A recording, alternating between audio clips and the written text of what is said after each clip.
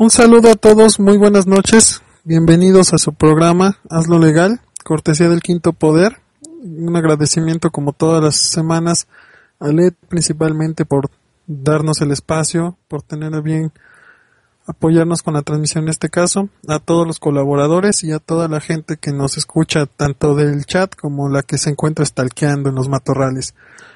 Un saludo, reitero, su servidor Alex Hernández.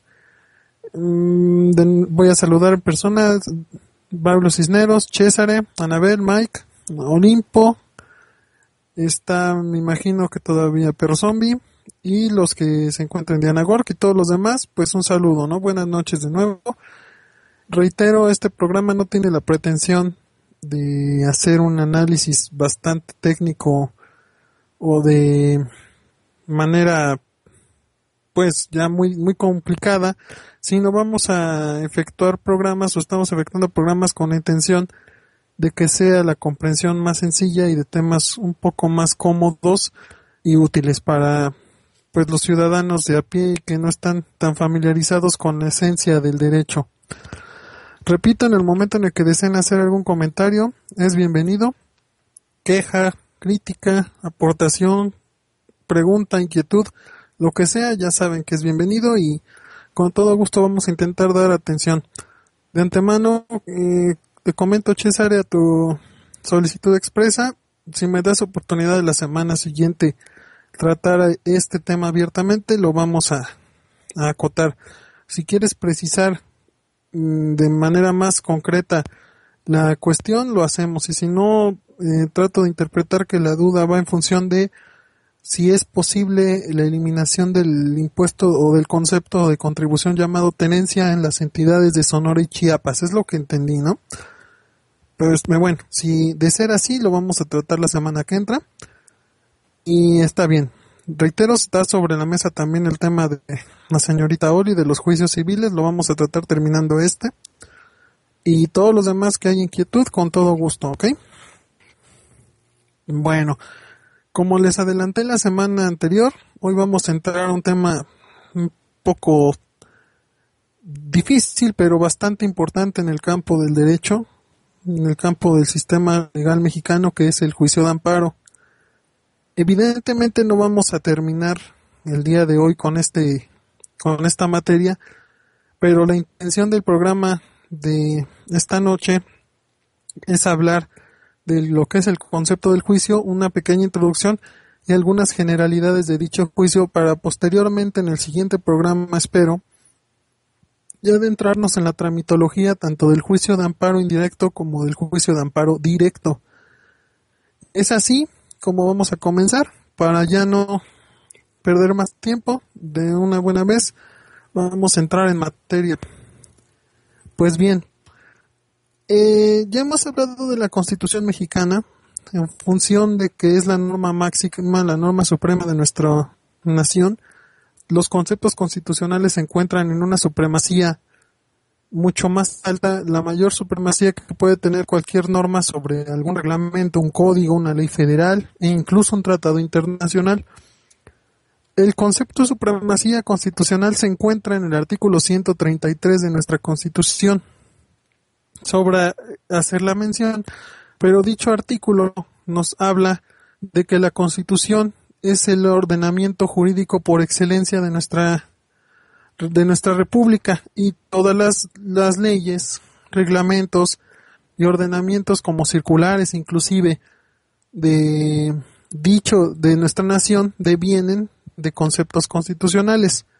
Ya hablamos de las garantías, ya interpretamos de manera breve que se refieren con las garantías individuales, y por supuesto que vamos a mencionar que como cualquier garantía, la Constitución también debe de ser objeto de un escrutinio y de una vigilancia concreta e importante por parte no solamente de los ciudadanos sino del Estado. Es decir, velar el cumplimiento de los mandamientos constitucionales es una facultad y una obligación exclusiva y ¿cómo decirlo?, primigenia del Estado mexicano.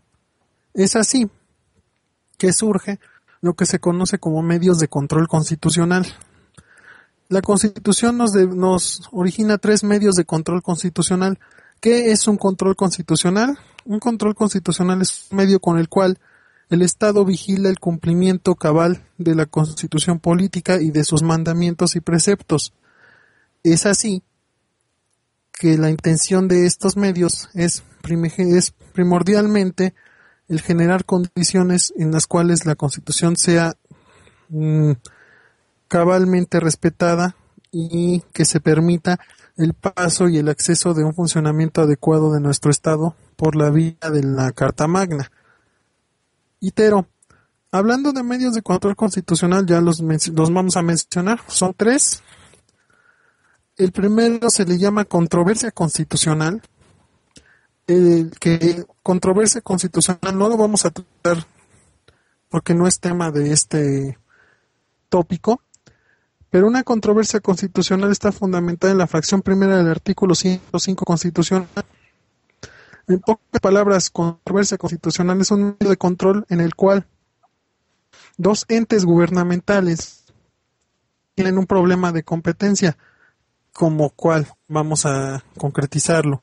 Supongamos que la Cámara de Diputados está inconforme con la firma de un reglamento por parte del presidente, y aquí se puede generar lo que se conoce como controversia constitucional, es decir, una entidad superior, en este caso la Suprema Corte, va a resolver quién tiene la competencia y a quién le corresponde realizar tal o cual acto. ¿Por qué? Porque la Cámara de Diputados está inconforme y la presidencia del mismo modo. Entonces un tercero, digamos en discordia, va a dirimir a quién le corresponde el cumplimiento en base a las facultades constitucionales.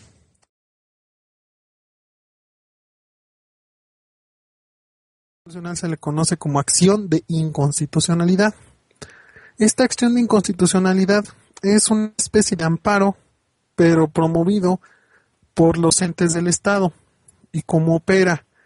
Fracción 102 del artículo 105. La acción de inconstitucionalidad tiene que ver principalmente con un acto que sea catalogado de inconstitucional por parte de alguno de los entes de gobierno, que acto emanado de autoridad, desde luego, de otra entidad. Por ejemplo, las mismas cámaras, cuando aprueban supongamos, la reforma laboral que tan vanagloriada o criticada ha sido últimamente en nuestro país. Esta reforma es un procedimiento constitucional conforme al artículo 73, conforme a todo el artículo 60 al 72 del procedimiento legislativo y todas las consideraciones del constituyente permanente.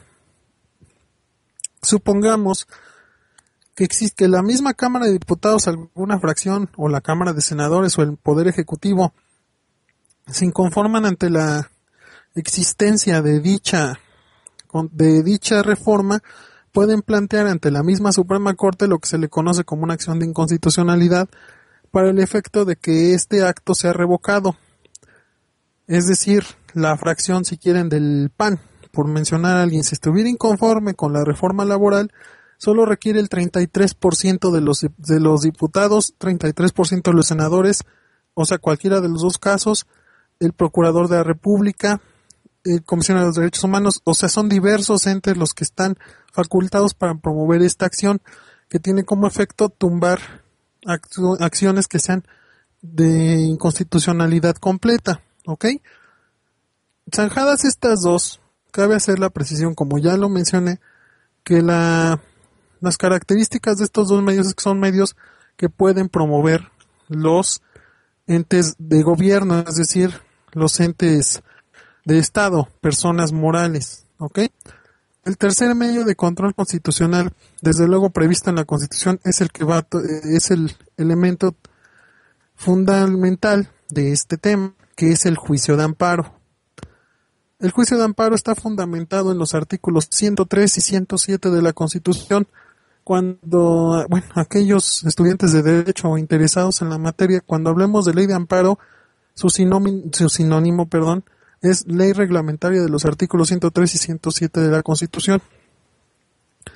El 103 es el artículo en el cual De una manera breve se detalla la procedencia general del amparo, y la tramitación del juicio o la reglamentación de este está en el 107. Desde luego de ahí todas las especificaciones están contempladas en la ley de la materia, es decir, la ley de amparo. ¿Ok? Las diferencias, como ya hemos precisado, es evidentemente que los dos primeros medios de control son promovidos por la autoridad y la ley de amparo por el gobernado que se encuentra agraviado. Y que, bueno, son una serie de diferencias que sale sobrando mencionar. Vamos a entrar en materia de lo que es un juicio de amparo. Por amparo, de manera técnica, podríamos entender que es un medio de defensa o de control constitucional, como ya lo he señalado, vía órgano jurisdiccional que promueve un gobernado agraviado contra cualquier acto de autoridad que se inicia al interponer una demanda y que genera una sentencia con efectos particulares. Ese es un concepto, digamos, breve de lo que es el amparo en México. Ahora bien, el artículo clave de esto, para que quede bien claro, artículo 103 de nuestra Constitución Política. Los tribunales de la Federación resolverán toda controversia que se suscite. Número 1. Por normas generales, actos o omisiones de autoridad que violen los derechos humanos reconocidos y las garantías otorgadas para su protección por esta Constitución, así como los tratados internacionales en el que el Estado mexicano sea parte. La fracción primera del artículo 103 es el elemento vital de lo que vamos a interpretar como juicio de amparo, y lo vamos a resumir de esta manera. El amparo es procedente contra actos de autoridad que violen los derechos humanos o garantías individuales de los gobernados, es decir, de los ciudadanos, no de los entes de gobierno. Cabe hacer esa mención. Los entes de gobierno tienen su facultad con la tramitación de la acción de inconstitucionalidad o de la controversia constitucional. ¿Es así? Señalamos los siguientes dos tópicos. Los dos se le conocen como amparo soberanía, que son por normas generales o actos de autoridad federal que vulneren o restrinjan la soberanía de los estados o del Distrito Federal, y a contrario sensu, por normas generales o actos de los estados o el Distrito Federal que invadan la esfera de competencia de la autoridad federal. Si lo perciben, es muy similar al caso de la controversia constitucional, pero desde luego estamos hablando de cuando un particular está inconformándose. Por ejemplo, que hablemos de un impuesto, que un impuesto federal quiera ser cobrado o quiera ser retenido por el Distrito Federal, por citar algún ejemplo. Esta es materia de un juicio de amparo llamado soberanía. ¿Por qué? Porque tú como particular te estás doliendo que el Distrito Federal quiere invadir la esfera de competencia de la Federación y te está efectuando un acto que viola tus derechos y garantías individuales. ¿Ok? Ya hemos mencionado algunos elementos fundamentales en el capítulo de garantías de individuales, particularmente de la seguridad jurídica, pero no está de más mencionarlo de nueva cuenta.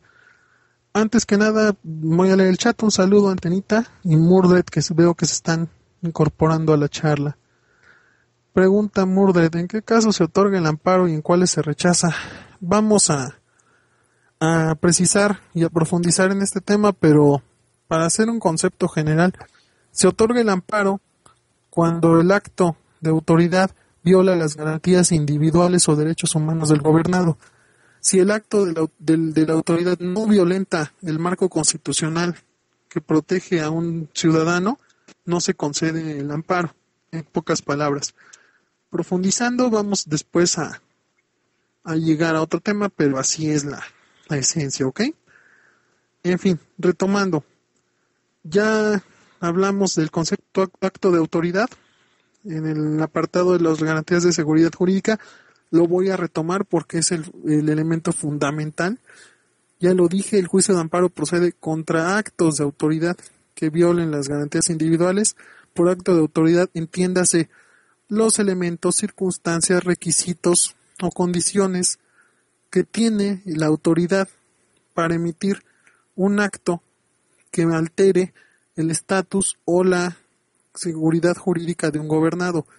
Mucho ojo, los actos de autoridad por naturaleza son legales y son constitucionales. Esa es la norma. La excepción es evidentemente la inconstitucionalidad de un acto que sea fuera de los conceptos legales.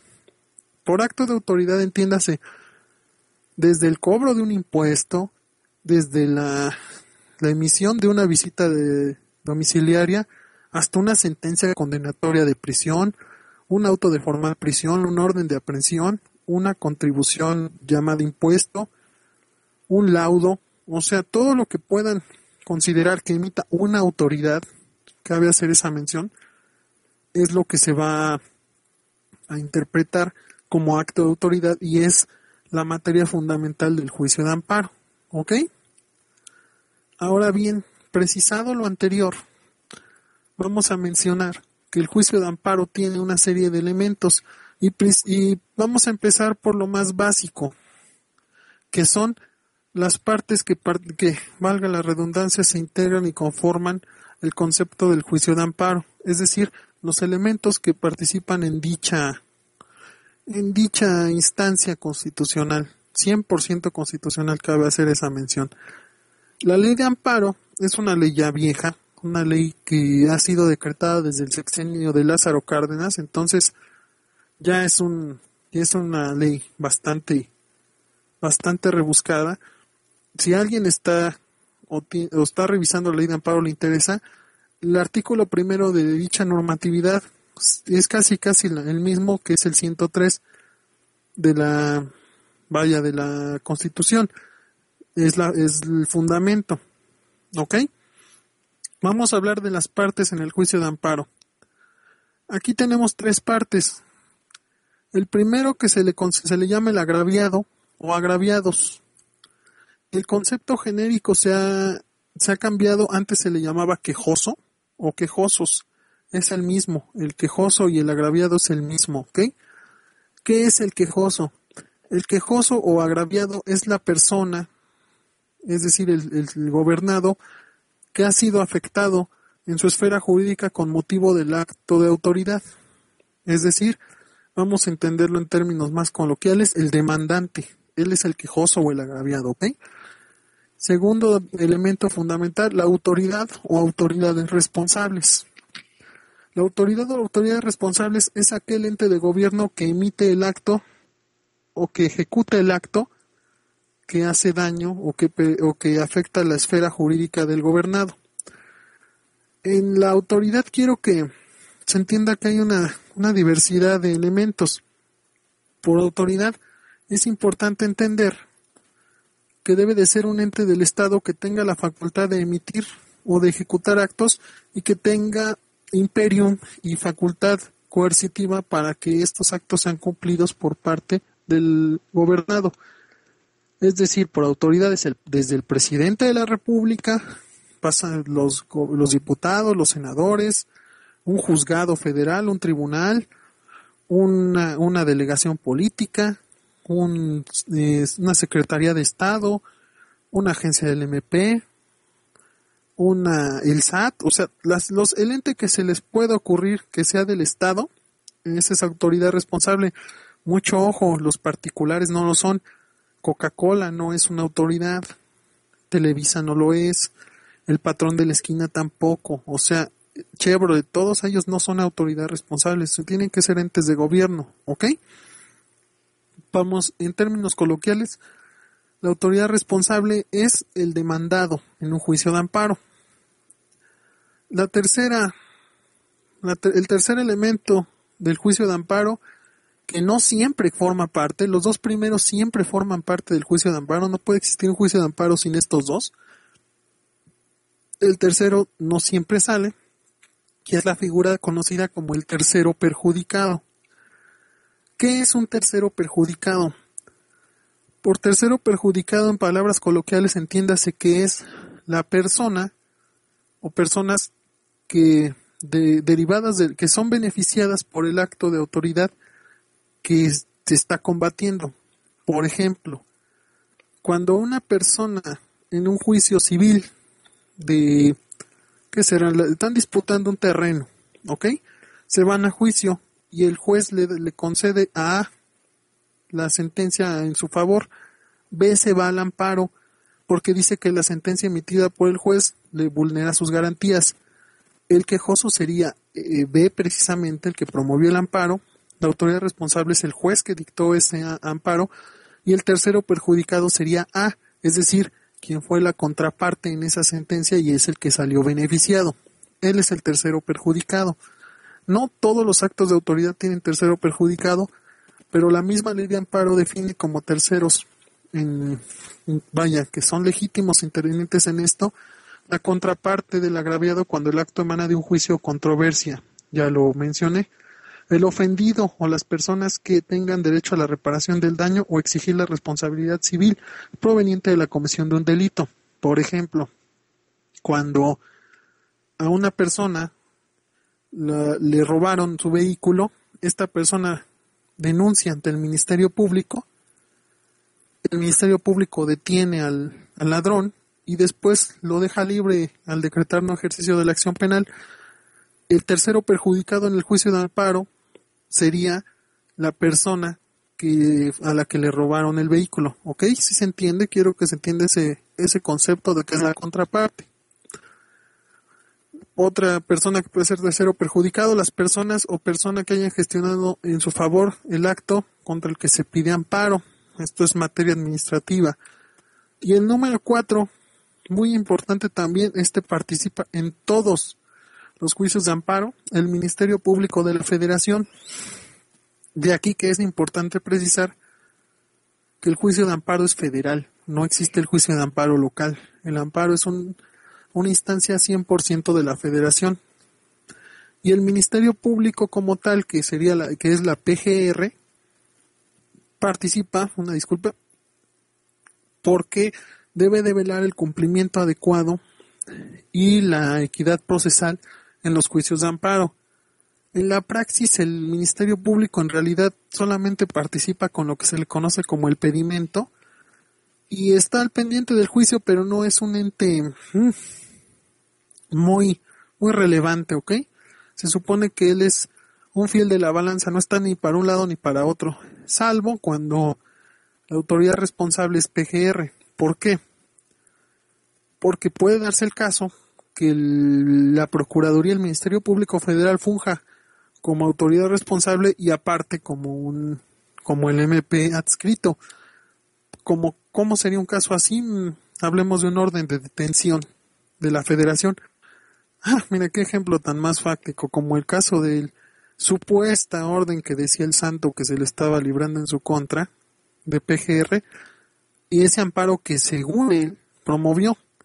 Aquí estaríamos hablando de una dualidad. Él decía que la orden de detención era por una investigación de PGR. En este caso, el quejoso podría ser él, esta persona que se está doliendo de que existe una orden de detención ilegal. Él es el quejoso, la autoridad responsable es quien emite el acto, PGR, y la misma Procuraduría participa en términos del artículo 5, fracción 4 de la Ley de Amparo como Ministerio Público Federal.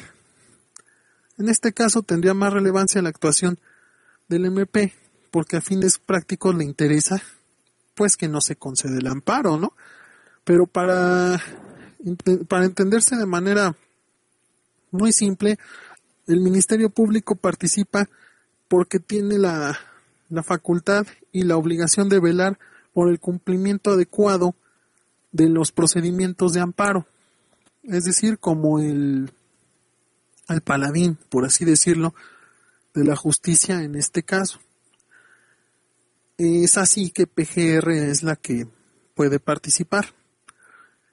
Antes de pasar a los principios rectores de nuestro juicio de amparo, quiero hacer la precisión de las autoridades responsables. Para fines prácticos, la autoridad responsable, vamos a entender que hay de dos tipos: la autoridad ordenadora y la autoridad ejecutora del acto reclamado. En algunas ocasiones es la misma, ¿ok? Pero hay ocasiones en las que no. Y de aquí hablamos, por ejemplo, de lo que tratamos la semana pasada con la policía. Por ejemplo, citando de nueva cuenta, si el amparo deviene de una orden de aprehensión, contra una orden de aprehensión. Ya lo mencionamos muchas veces en el programa, la orden de aprehensión es un acto judicial 100%. El Ministerio Público solicita la orden de aprehensión, pero quien autoriza y libra la orden es un juez, no el Ministerio Público. Mucho ojo, PGR, PGJ, ellos no son los facultados para librar las órdenes, son los jueces. Entonces, cuando el juez libra la orden, el juez no es el que va a hacer la detención.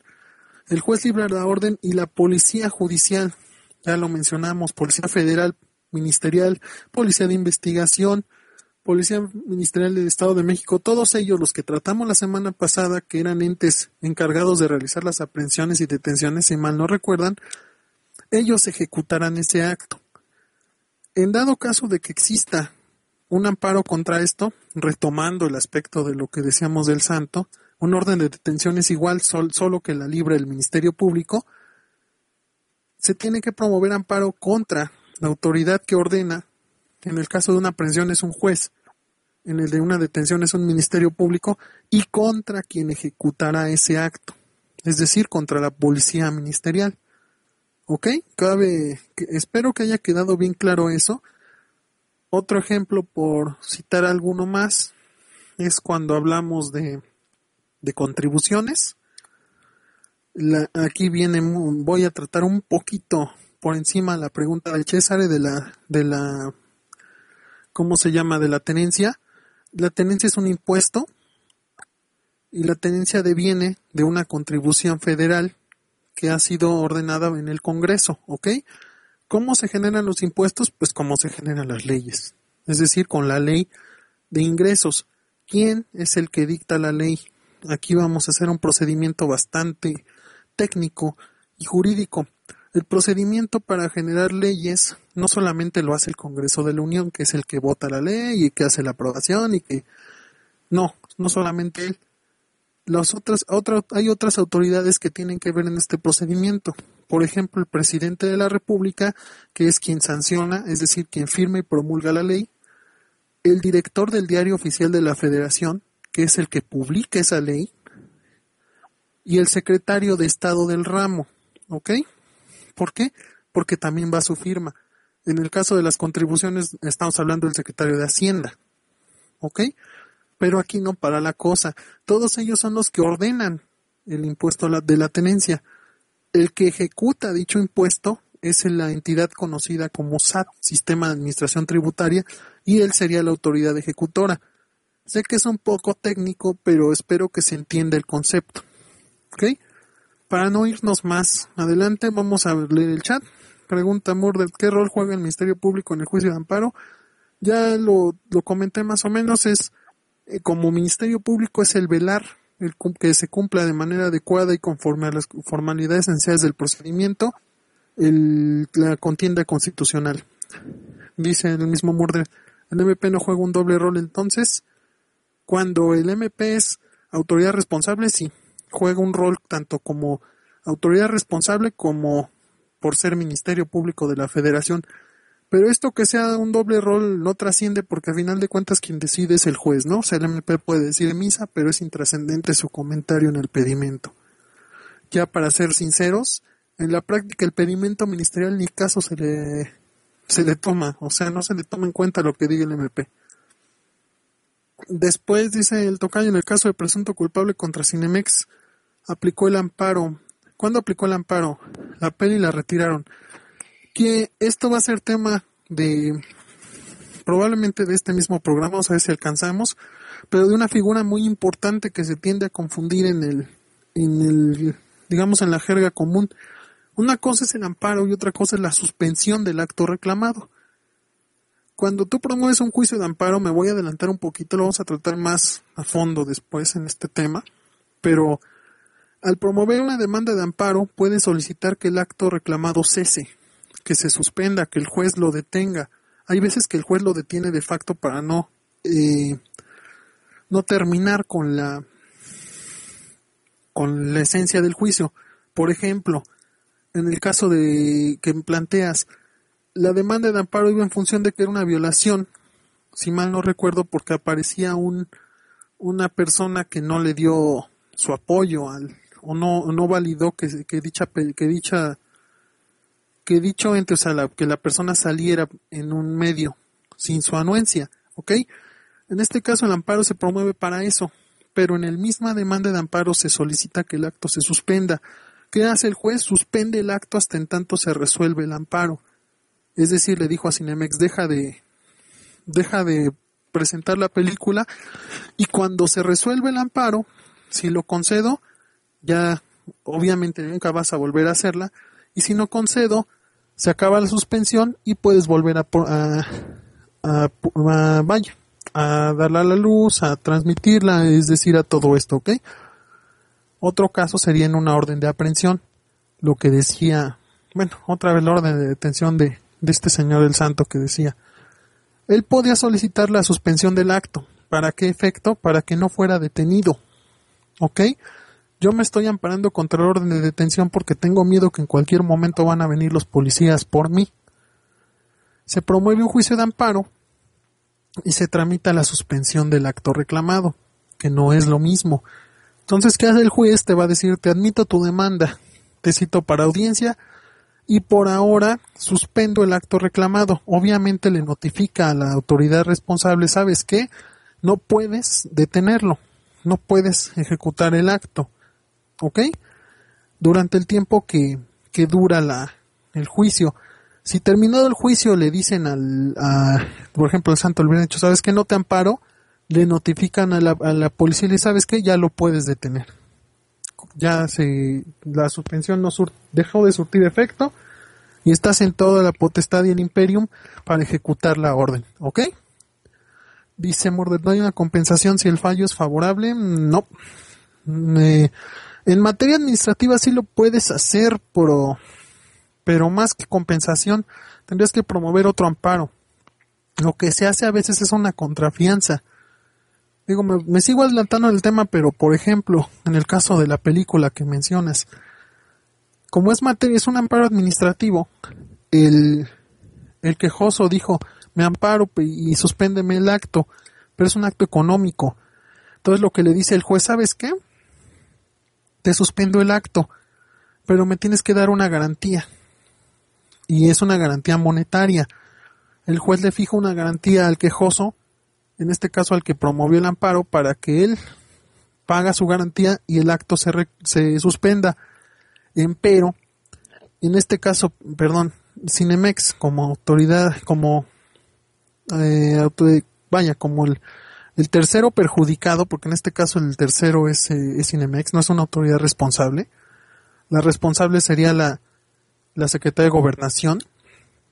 En este caso, Cinemex como tercero perjudicado puede fijar una contragarantía, es decir, decirle al juez, ¿sabes qué?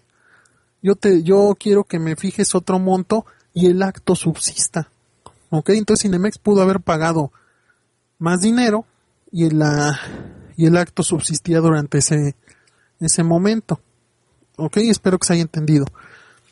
Entonces, cuando se apruebe el amparo, se da parte de la autoridad para que no te fastidie. Efectivamente, cuando la sentencia es de amparo, lo primero que hace es notificarse a la autoridad. Y evidentemente, la sentencia favorable no solamente es como tal, sino lleva un cumplimiento. La autoridad responsable debe dar cumplimiento cabal e informar que lo ha hecho. Pero bueno, estamos hablando de temas que van más adelante.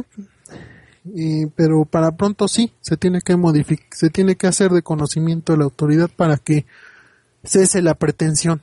Si lo vuelve a hacer, estamos hablando ya de un problema que le va a conllevar una destitución a la autoridad responsable. Se va a solicitar que cumpla el superior jerárquico de la autoridad. Si no cumple, se va a destituir también a este, y a los dos se les va a consignar por abuso de autoridad y van a terminar en prisión. Ok, así es la cosa. Con el amparo no se juega y no se puede estar a ver si cumple o no. Dice César, y cada entidad de Estado es la ejecutora de cobrar el impuesto. ¿Tienen el mismo derecho de cargar otros impuestos locales a un impuesto que supone ser federal? Aquí es lo que te comentaba. Los estados pueden cobrar impuestos. Hay impuestos que son estatales y municipales, por ejemplo, el catastro. Ese es un impuesto que es municipal en algunas entidades. Y hay impuestos que son federales, como los IEPS. Los IEPS no los puede cobrar el municipio, quererte retener. Eso sería una violación y aquí ya podrías promover un amparo porque el municipio se quiere meter en donde no le corresponde. Digo, por ejemplo, vamos a retomar algunos de los principios rectores del amparo.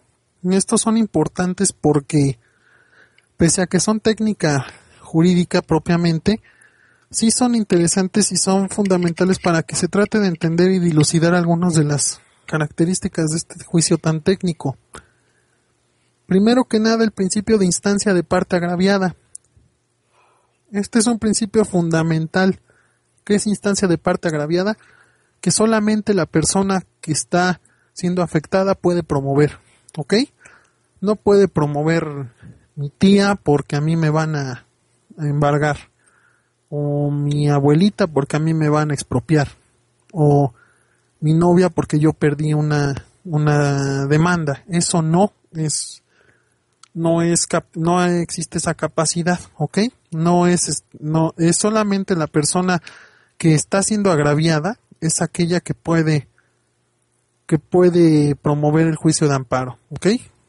Valga hacer esa precisión. Otro principio importante del juicio de amparo: solo procede contra actos de autoridad. Ya lo señalamos, actos de autoridad, lo que acoté en instantes anteriores.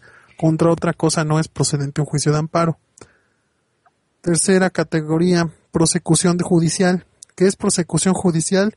Que va con una especie de juicio y que la autoridad que resuelve el amparo es una autoridad de carácter judicial, no administrativa. La PGR no resuelve, los jueces cívicos no resuelven, la presidencia no resuelve juicios de amparo, lo hacen los jueces y magistrados del Poder Judicial de la Federación, ¿ok? Otro principio, la relatividad de los efectos de la sentencia. Este principio, reitero, estamos hablando de la ley de amparo vigente, no de la ley que se pretende aprobar y que hasta la fecha sigue en stand-by.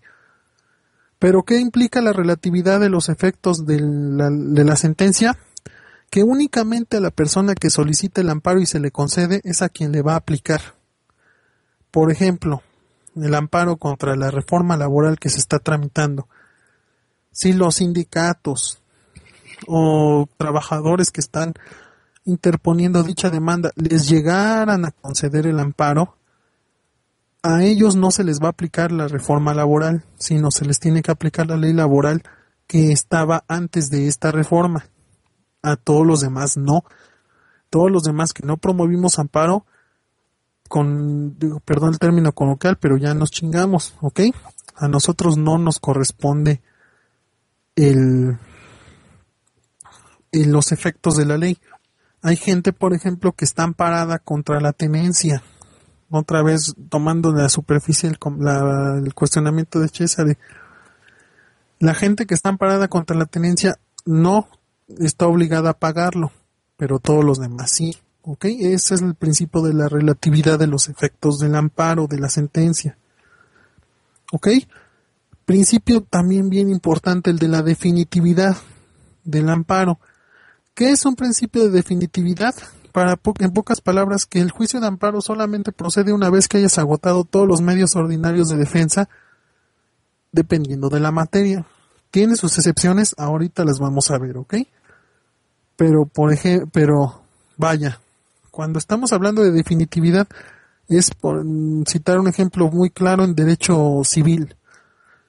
¿Se acuerdan que hablamos en las garantías de las 3 instancias? Que ningún juicio puede durar más de 3 instancias y que está prohibida la práctica de absolver de la instancia y todo esto. Es así. Cuando tenemos un juicio por un predio, o un juicio a lo mejor de desalojo de un arrendatario con un arrendador. Si el arrendatario gana y el casero pierde la sentencia, no puede irse directamente al amparo, sino tiene que promover su apelación es decir, la segunda instancia con la sala civil. Y ya una vez que la sala civil le negó y le volvió a dar la razón al arrendatario, ahora sí puede promover el amparo. Es decir, la definitividad implica que primero agotaste todos los recursos que la ley ordinaria te da y después te fuiste al amparo. Tiene sus excepciones, desde luego. Ahora, al ratito mejor de una vez vamos a hablar de las excepciones del principio de definitividad, que son bastantes. Primera excepción, el amparo contra leyes. Ya lo platicamos el otro día. Por ejemplo, cuando hablamos de leyes autoaplicativas, el amparo contra leyes es un amparo que tiene dos características. Uno es el amparo contra leyes autoaplicativas y otro es contra leyes heteroaplicativas. Por autoaplicativa es la ley que por el solo hecho de haber sido promulgada ya me perjudica. Y heteroaplicativa es la ley que hasta que yo caiga en ese supuesto me va a perjudicar. Por ejemplo, si existiera una ley, la reforma laboral, por citar un ejemplo, si yo soy un estudiante y hasta el día de la fecha no tengo trabajo, la ley es heteroaplicativa porque a mí no me está perjudicando. Yo no estoy en ese supuesto. ¿Ok? Es decir, hasta que yo me vaya a trabajar y me apliquen esa ley, hasta ese momento, yo sea un trabajador, hasta ese momento me genera un perjuicio. Si es autoaplicativa es lo contrario. Por ejemplo, en este caso la reforma, los que ya son trabajadores, a ellos por el simple hecho de existir dicha reforma, ya les irroga un perjuicio. Cuando es una ley autoaplicativa y heteroaplicativa, no se necesita agotar ningún recurso administrativo, sino se puede promover el amparo directamente. Esta es una excepción a este principio de definitividad que ya hemos tratado. Segundo, cuando estemos impugnando un acto de autoridad que sea verbal, es decir, que no sea escrito.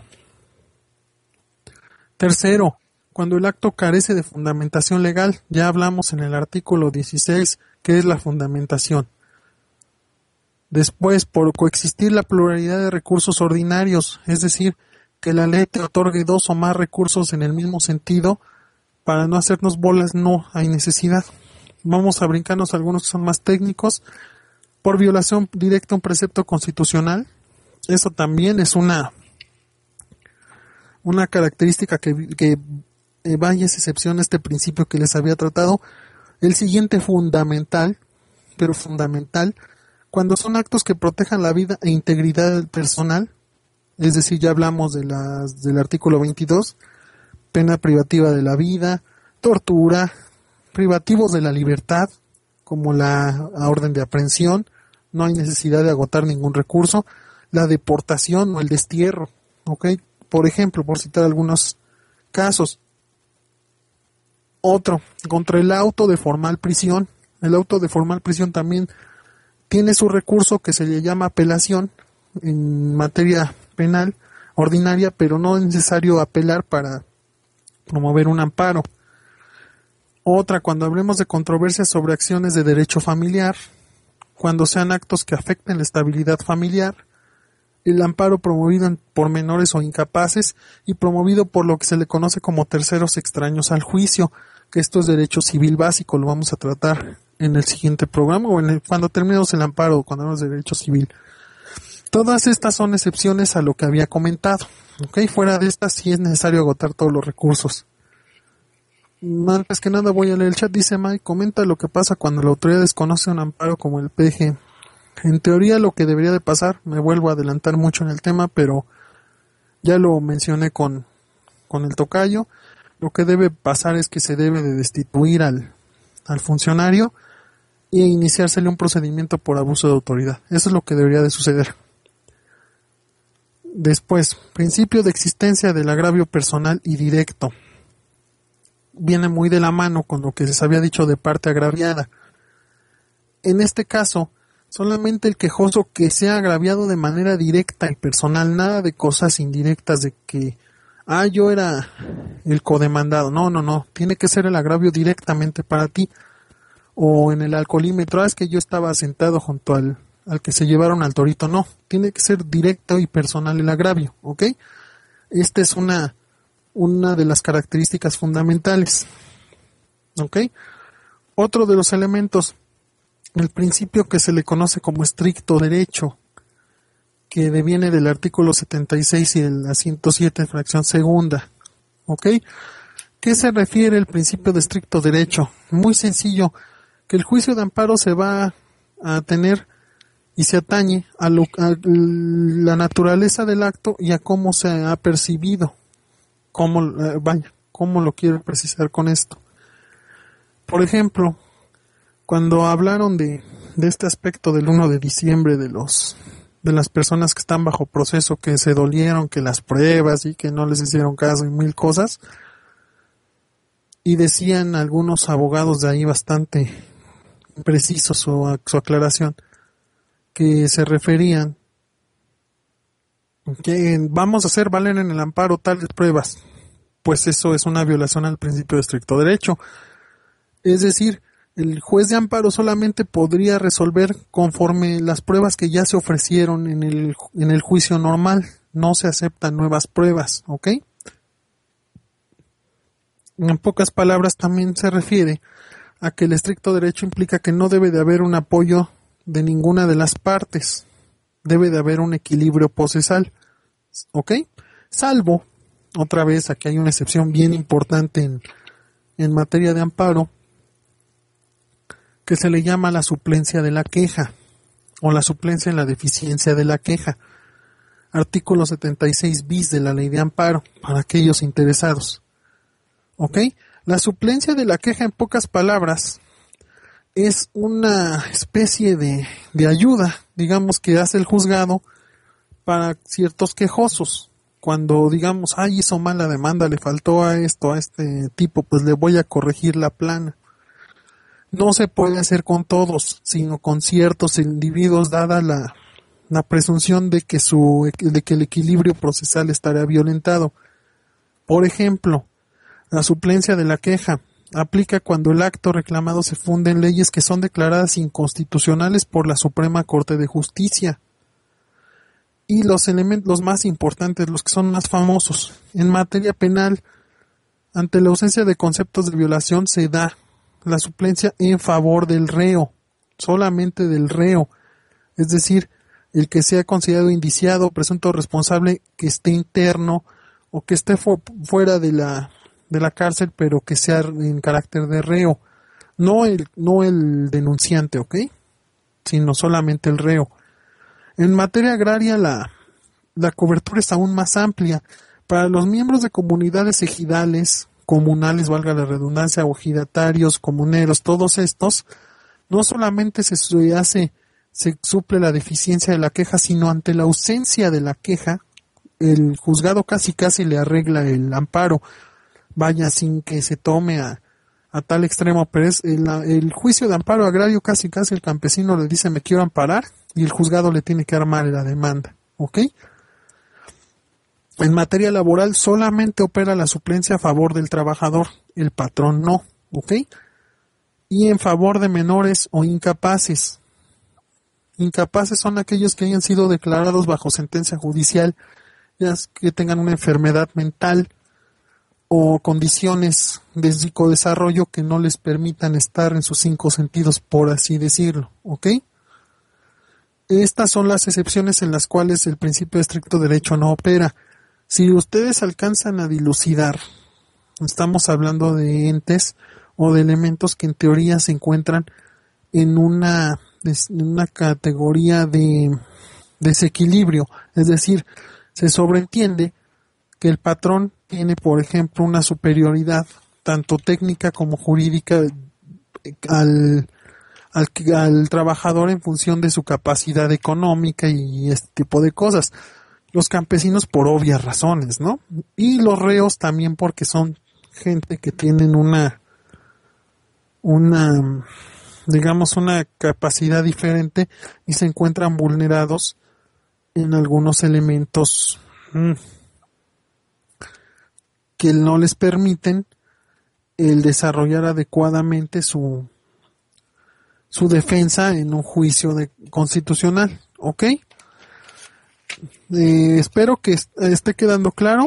Vamos a ver, yo creo que sí alcanzamos a entrar a alguno de los temas para antes de cerrar, porque ya se nos está haciendo tarde.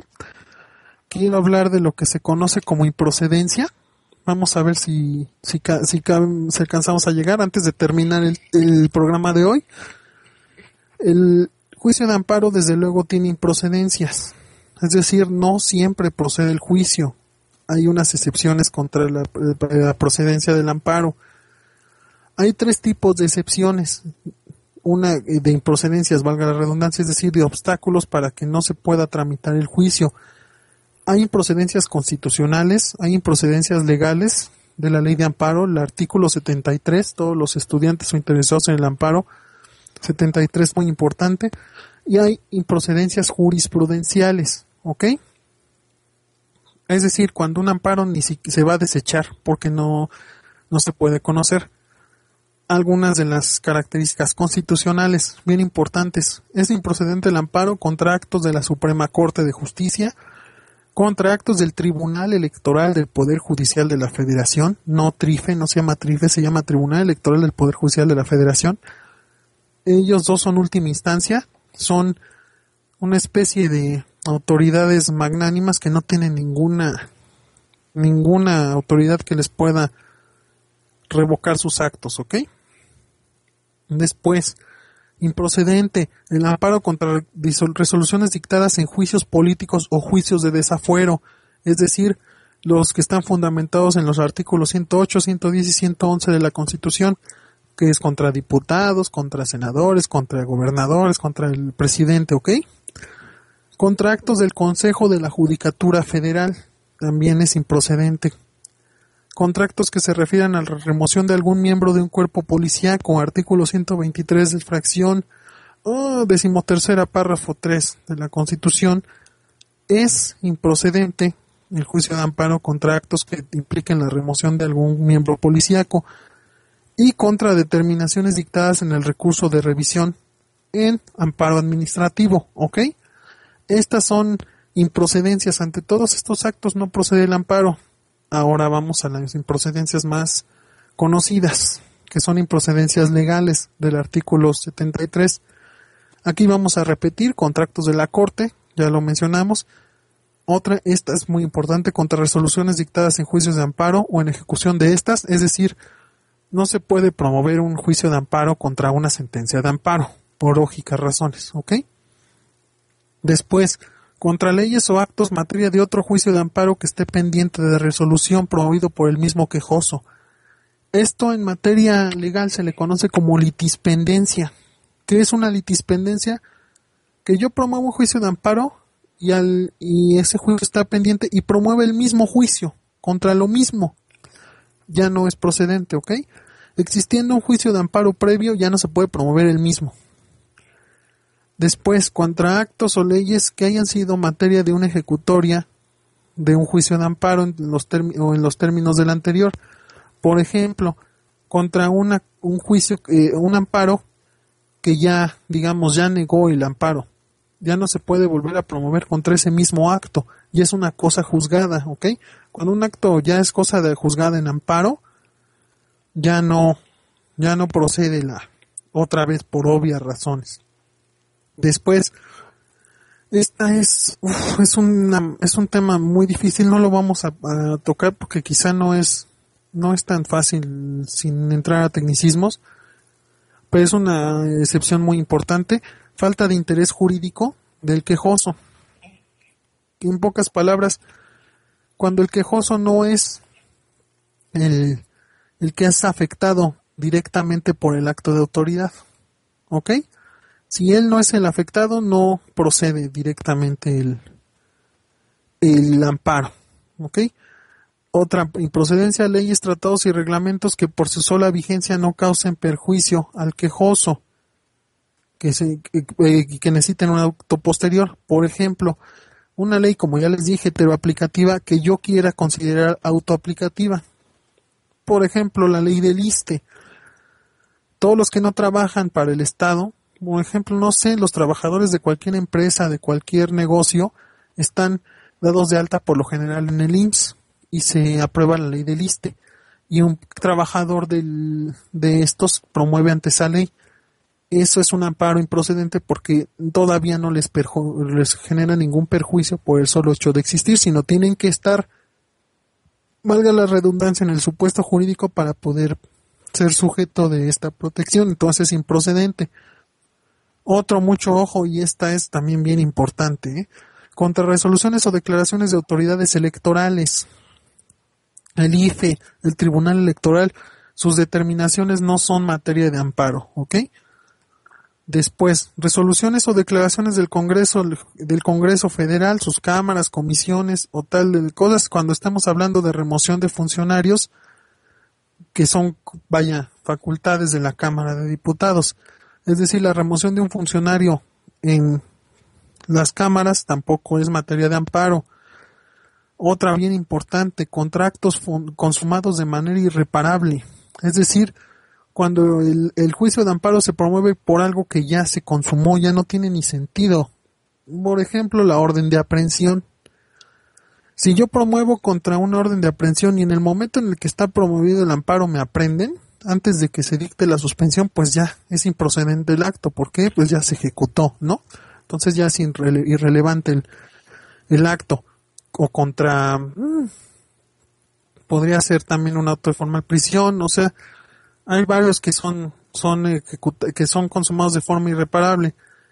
Esta también, la siguiente causal, es fundamental, pero es más técnica todavía y no nos vamos a meter en mucho. Por cambio de situación jurídica. ¿Qué es un cambio de situación jurídica? Tenemos que entrar en plano legal y no creo que sea materia de este programa, pero en pocas palabras, cuando la circunstancia de una persona cambie en materia legal, por ejemplo, no se va a entender muy bien, pero por ejemplo, cuando hablemos de una persona que promovió contra un acto que se estaba dictando en la etapa en la que está ante el Ministerio Público, el quejoso, o sea, por una valoración de pruebas del MP, y resulta que ya fue consignado ante el juez. Aquí ya cambió la situación jurídica porque ya no está bajo disposición del MP, sino del juez. Entonces el amparo contra ese acto ya resulta intrascendente, ¿ok? Otra, importante, contra actos consentidos expresamente o de manifestaciones de voluntad de la expresión de tal anuencia. Es decir, contra un acto que yo haya escrito, decir, ¿sabes qué? Estoy de acuerdo, por ejemplo, o no, sin escribirlo, con una contribución. Yo no me puedo doler de un impuesto si ya lo pagué, por ejemplo, ¿ok?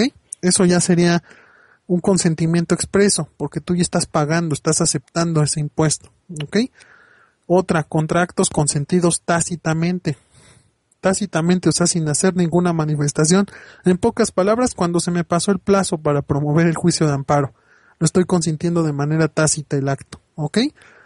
Mucho ojo, vamos a hablar en el siguiente programa de las temporalidades, pero para término práctico, 15 días a partir de que el acto se le ha notificado a la persona es el término general para promover un juicio de amparo.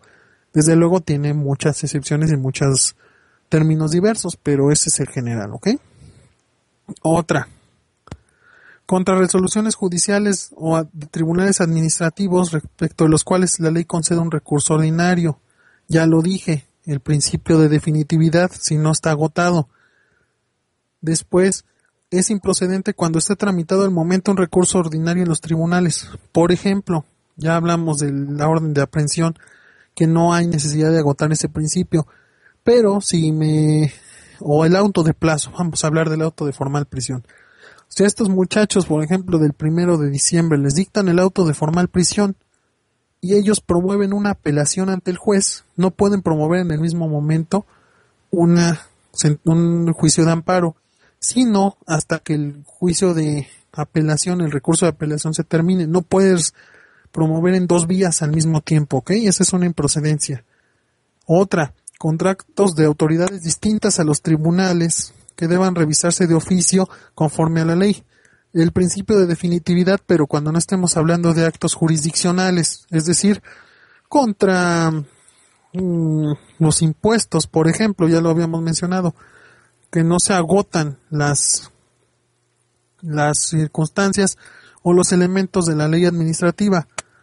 Otra, cuando hayan cesado los efectos del acto reclamado, es decir, cuando ya ya no te esté perjudicando, por ejemplo, que el acto, la orden haya sido, ya no se haya librado, que haya sido anulada ya la orden de aprehensión, ya cesaron los efectos, ¿ok?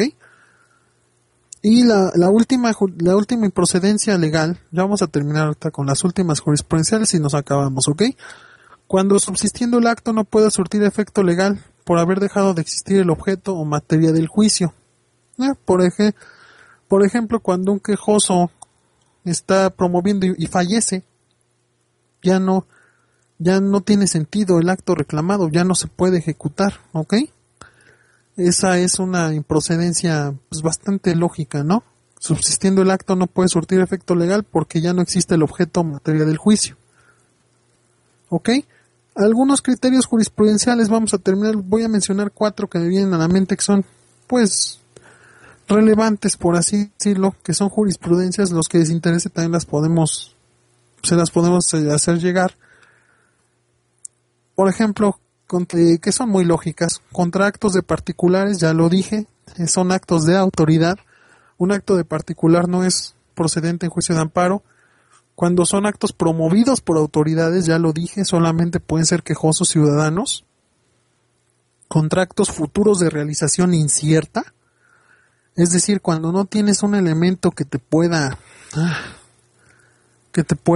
afirmar que va a existir. Por ejemplo, digo ahorita hablando de gente conspiranoica que diga, no, es que van a aumentar el IVA del 16 al 22%. Hasta el día de la fecha no tenemos ningún elemento, y que de una vez yo promuevo un amparo para que no me eleven esa contribución a ese porcentaje, es un acto futuro que no sabemos se va a realizar, por lo tanto es improcedente. Y el otro, contra actos consumados totalmente, ya lo había mencionado, contra actos como un orden de aprehensión ya ejecutada, un arresto ya ejecutado, ¿ok? Esos son actos que ya están consumados y que ya ya es intrascendente promover el amparo, ¿ok? Y bueno, ya es la hora, ya nos pasamos un poquito, vamos a cortar el tema, nos vamos a quedar con una serie de elementos importantes. El siguiente semana vamos a empezar con una circunstancia derivada de la improcedencia en algunos momentos que se le conoce como el sobreseimiento. Es una manera de terminar un juicio. Hay causales de sobreseimiento, mucho ojo, ojalá que le pongan atención la semana que entra, ¿qué es sobreseimiento? Vamos a hablar de los términos del juicio de amparo, desde luego para la promoción. Vamos a hablar ya de la competencia del juicio, de qué es el amparo directo y cuál es el amparo indirecto, ante quién se tramita dichos amparos. Vamos a hablar del juicio de amparo indirecto, que es el más, digamos, largo, de los trámites y en pocas palabras, de cómo se lleva a cabo, del recurso de amparo directo, y si nos da tiempo, si no lo vamos a hacer hasta el tercer programa, de los recursos en amparo, el recurso de revisión, el recurso de queja, el recurso de reclamación y el mal llamado recurso de inconformidad, de la segunda instancia, del cumplimiento de las sentencias de amparo, desde luego, del no cumplimiento, que lo estaba preguntando Mike, y desde luego ¿cómo decirlo? De los efectos de las sentencias de amparo, ¿ok? Pero entonces por ahora lo vamos a dejar. Espero que haya sido comprensible. Estamos hablando de temas un poquito técnicos.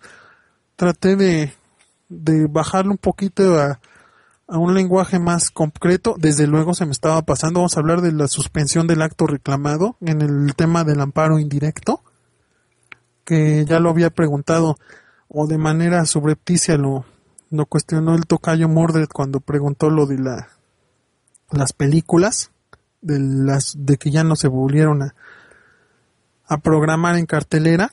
Entonces, esta es una suspensión de lo que el santo decía de que lo iban a detener y hay que impedir que lo detengan. Esto es la suspensión del acto. Vamos a hablar de generalidades de eso y cualquier otro tema que le surja en función del amparo.